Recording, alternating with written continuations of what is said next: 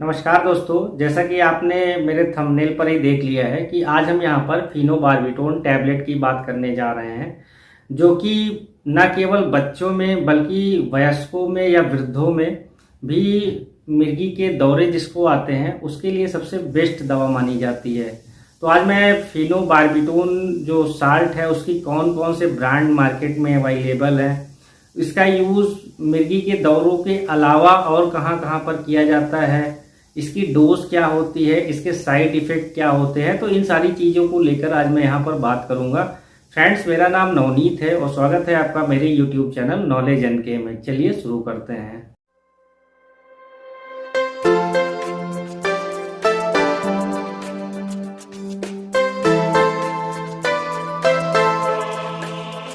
Phenobarbitone को phenobarbital के नाम से भी जाना जाता है और ये बार्बिचुरेट क्लास की ड्रग्स होती हैं।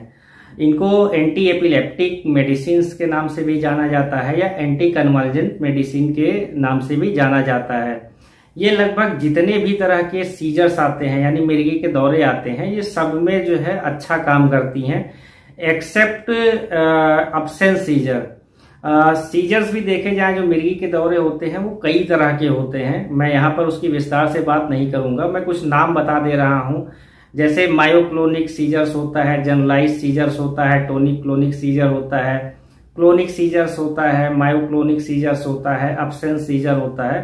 तो इन सारी कैटेगरी में जो अब्सेंस सीजर होता है उसमें इस जो साल्ट है उसका उपयोग नहीं किया जाता। बाकी हर तरह के जो मिर्गी के दौरे आते हैं उसमें ये इसका उपयोग बहुत अच्छी तरह से किया जाता है। फिनोबार्बिटोन की बात करें तो ये टैबलेट फॉर्म में भी आता है, ये सिरप फॉर्म में भी आता है और ये इंजेक्शन फॉर्म में भी अवेलेबल है।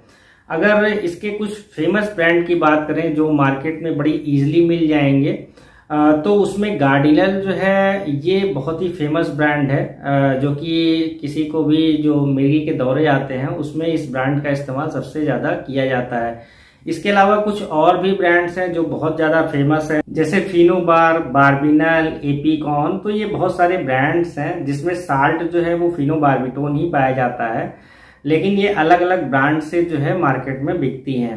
बात कर लेते हैं फिनोबार्बिटोन काम कैसे करता है, यानी इसका मोड ऑफ एक्शन क्या होता है। तो फिनोबार्बिटोन जो है, जैसा मैंने पहले ही बताया है कि बार्बिचुरेट क्लास की ड्रग होती है। तो ये हमारी बॉडी में गाबा यानी कि गामा अमीनो ब्यूटारिक एसिड इसको बढ़ा देती है, जिससे जो न्यूरॉन जो ओवर एक्टिविटी कर रहे थे तो उनको ये धीरे धीरे करके रिड्यूस कर देती है। यानी कि जो न्यूरॉन्स ओवर एक्टिविटी कर रहे थे वो धीरे धीरे करके शांत हो जाते हैं। इससे जो मिर्गी का दौरा होता है फिर वो जो है बंद हो जाता है।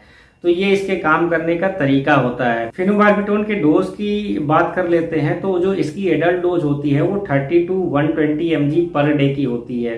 यानी जो डोज है वो वेट के अकॉर्डिंग डिसाइड की जाती है और जो 30 to 120 mg पर डे की डोज होती है ये 3 डिवाइडेड डोज में इसको दिया जाता है।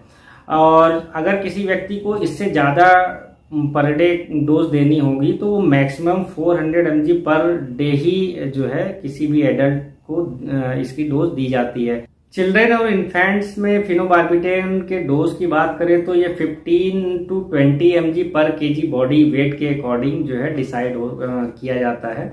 अब बात कर लेते हैं कि जो फिनोबार्बिटोन है इसका और कहाँ कहाँ पर इस्तेमाल किया जाता है। तो फिनोबार्बिटोन को मिर्गी के दौरों के दवाओं के अलावा जो है इसको इंसोम्निया के केस में बहुत ज़्यादा इस्तेमाल किया जाता है। इंसोम्निया का मतलब होता है कि रात में नींद ना आना।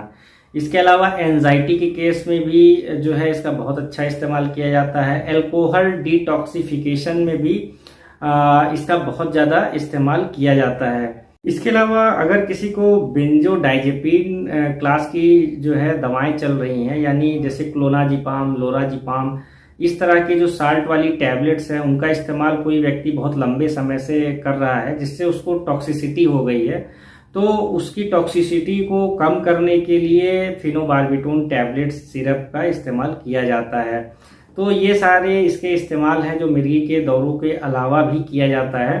फिनोबार्बिटोन के कई सारे साइड इफेक्ट्स भी देखे जाते हैं, जैसे ड्राउजीनेस जो है, जो व्यक्ति इसको लेता है उसमें ड्राउजीनेस की बहुत ज़्यादा शिकायत देखी जाती है। इसके अलावा लॉस ऑफ बैलेंस की भी शिकायत देखी जाती है।